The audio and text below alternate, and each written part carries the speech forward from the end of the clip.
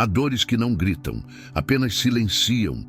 E nesse silêncio, uma alma cansada que olha para o tempo como quem olha para trás. Você já sentiu isso? Como se estivesse no fim de uma estrada longa demais. Como se algo dentro de você sussurrasse: esta pode ser minha última vez aqui. Essa não é uma ideia comum. É uma sensação profunda, quase inexplicável. O corpo ainda pulsa, mas o espírito já está em recolhimento. Não é tristeza. É um tipo de lucidez, aquela que nasce quando já se andou por muitas vidas. Algumas pessoas vivem isso em silêncio, carregam uma exaustão que não vem do trabalho nem da rotina. É um cansaço que vem da alma, como se ela estivesse fechando ciclos antigos, desfazendo nós invisíveis, preparando-se para algo maior, ou para não voltar mais. Chico Xavier, com sua doçura firme, dizia que há espíritos que retornam ao mundo pela última vez e não voltam por glória ou privilégio. Voltam porque têm contas a ajustar, feridas a curar, laços de sangue que precisam se transformar em laços de luz. Voltam para olhar nos olhos daqueles que feriram e, em silêncio, amar. Voltam para acolher quem um dia rejeitaram, para cuidar de quem antes ignoraram. Voltam para passar por tudo, mas agora, com consciência. Emmanuel nos lembra: o espírito colhe sempre onde semeou, mas a última colheita exige maturidade espiritual para não replantar dor. E talvez você esteja colhendo agora o que foi plantado há séculos.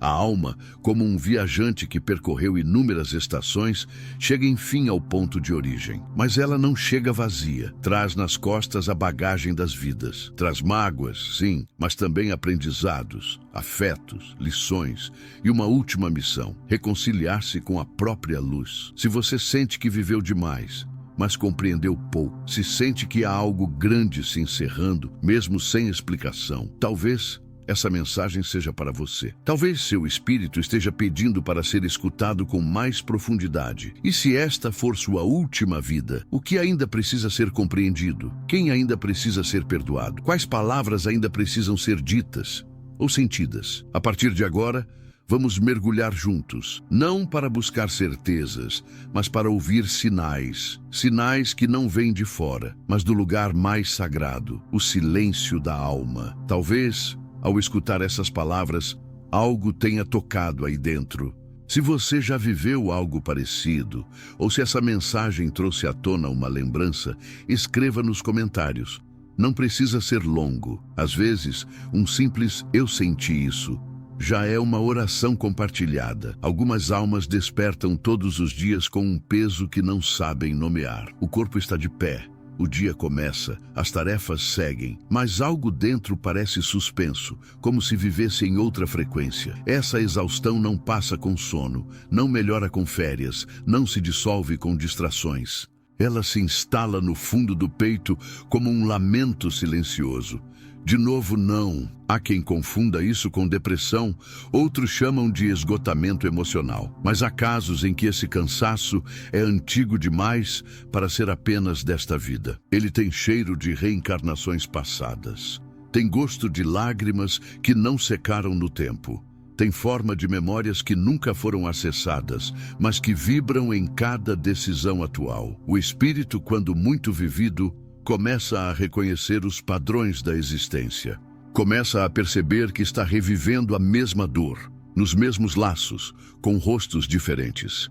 E aí nasce o esgotamento profundo, não da vida, mas da repetição. Estudos sobre burnout espiritual explicam que a alma antiga carrega marcas de muitas jornadas. Não são só feridas, são lutas internas, perdas recorrentes, promessas feitas entre vidas, acordos de perdão que ainda não foram cumpridos. E mesmo sem lembrar conscientemente, o espírito sente. Sente que já esteve ali, sente que já viu aquilo.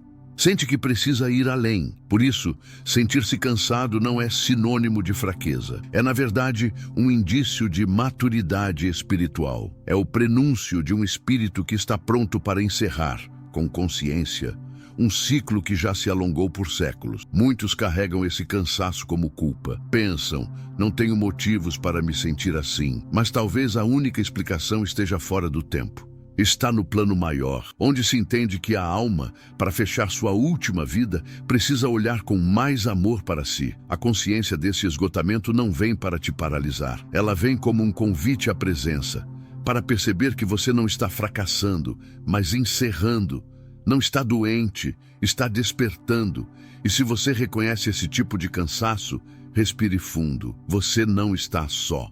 Como o viajante que avista o porto, sua alma pode estar sentindo que chegou a hora de ancorar, mas ainda há mar pela frente, e é preciso remar, com menos peso, com mais lucidez. Comente aqui quem você mais deseja reencontrar quando partir desta vida. Seu comentário pode ser uma prece, um laço espiritual enviado ao universo e talvez uma semente para esse reencontro. Às vezes, a dor não vem de fora, vem da mesa de jantar, vem do abraço que não acontece, vem do olhar que desvia, das palavras que machucam mais por não terem sido ditas do que por terem sido. Dentro da própria casa, muitos vivem batalhas silenciosas que não têm explicação racional, rejeições que doem sem motivo, abandonos que se repetem geração após geração, irmãos que se tornam estranhos, mães que ferem, pais que se ausentam mesmo estando presentes. É nos vínculos familiares que se encontram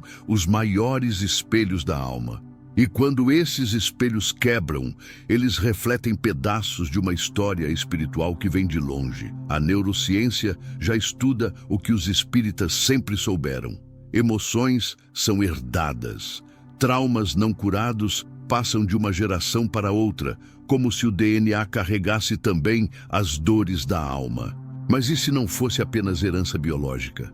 E se esses laços fossem reencontros antigos, marcados no plano espiritual com propósito e urgência? Emmanuel dizia que os maiores inimigos do passado costumam reencarnar na mesma família, não por castigo, mas porque é no lar que a alma baixa as defesas. É onde se ama e onde mais se pode curar. O conflito familiar que se repete pode ser um chamado da espiritualidade, um convite à reconciliação antes do fim da jornada.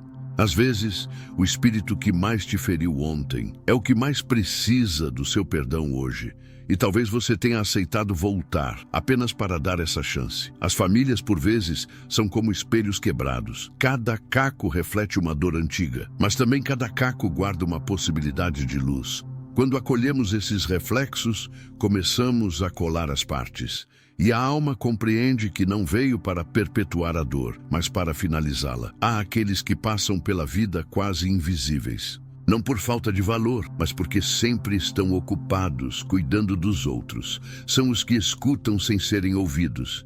Os que seguram a barra de todos, mas choram em silêncio. Que doam, doam e doam, mesmo com o coração em pedaços. Em cada família, quase sempre há alguém assim. E no plano espiritual, esse papel não é acaso, é missão. Segundo Emmanuel, muitos espíritos retornam à Terra com tarefas de pacificação. E essas tarefas não brilham aos olhos do mundo. São discretas, silenciosas, dolorosas. São aqueles que vêm para quebrar ciclos, transformar ódio em aceitação, converter abandono em cuidado. E isso exige um tipo de força que poucos compreendem.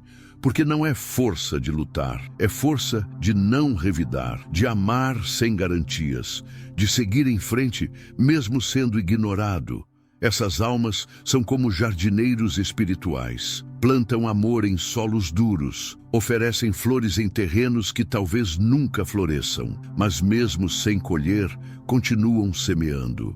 Por isso, se você sente que a vida te deu um papel de cuidar demais, calar demais, suportar demais, saiba que você não está fracassando. Você pode estar encerrando um ciclo doloroso de séculos. Seu silêncio tem luz. Sua renúncia constrói caminhos que seus descendentes vão atravessar com mais leveza. Há um sentimento que assusta muitos. O de não querer mais voltar, não querer reencarnar, não pertencer mais aqui. Para alguns, isso parece tristeza, para outros, parece desistência.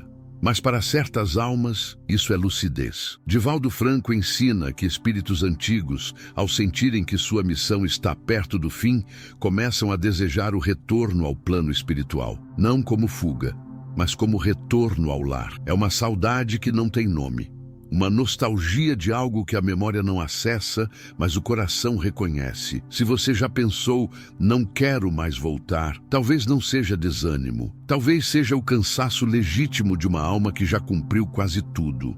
Mas mesmo essas almas precisam completar seus últimos gestos. Antes de partir, é preciso limpar o chão onde pisou, acalmar os corações que tocou, encerrar com leveza. A melhor forma de dialogar com esse cansaço não é lutar contra ele, é sentar-se em silêncio, conversar com seus mentores, respirar com mais presença e perguntar com humildade o que ainda falta ser feito, porque a borboleta só se dissolve quando todas as fases foram vividas, e a alma também. Há pessoas que cruzam nosso caminho e parecem carregar um pedaço da nossa história. Não sabemos explicar, mas o coração reconhece. É como se uma parte adormecida despertasse ao olhar nos olhos daquela pessoa. Esses encontros não são aleatórios. São sincronicidades espirituais, peças finais de um quebra-cabeça que só faz sentido no final da jornada. Carl Jung chamou isso de sincronicidade. A doutrina espírita chama de reencontros espirituais. São aqueles momentos em que você sente, sem sombra de dúvida, que algo maior está agindo. Pode ser uma amizade que surge de repente e transforma tudo. Pode ser um amor breve, mas profundo, ou até mesmo uma despedida que traz paz em vez de dor. São encontros que vêm para fechar portas com carinho, para selar pactos antigos, para libertar e não prender. Essas pessoas são como notas finais de uma sinfonia. Elas chegam suaves, mas deixam marcas profundas. E se você teve ou está tendo esse tipo de reencontro, ouça, acolha, e permita que esse laço cumpra sua missão. Talvez não dure uma vida, mas pode encerrar um ciclo de muitas. Às vezes, uma frase insiste dentro da gente: falta algo, não posso ir ainda, há algo que preciso fazer. Esse chamado não grita, ele sussurra, mas nunca se cala. É a alma tentando lembrar o propósito. Não o propósito grandioso, cheio de aplausos, mas aquele gesto pequeno que carrega séculos de cura.